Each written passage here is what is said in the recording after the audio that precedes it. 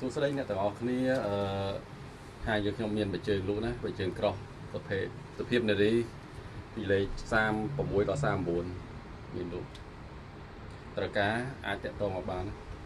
ស្អាតមានគ្រប់ខ្សែគ្រប់ឡាយ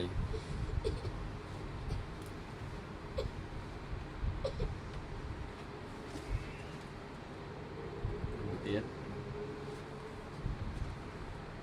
ស្អាត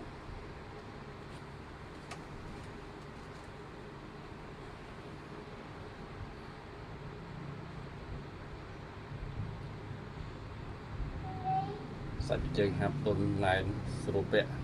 ដើរអត់ឈឺជើងអានេះអាចជួយលើកកម្ពស់យើងបានទៀតសម្រាប់នារីជាងទៀប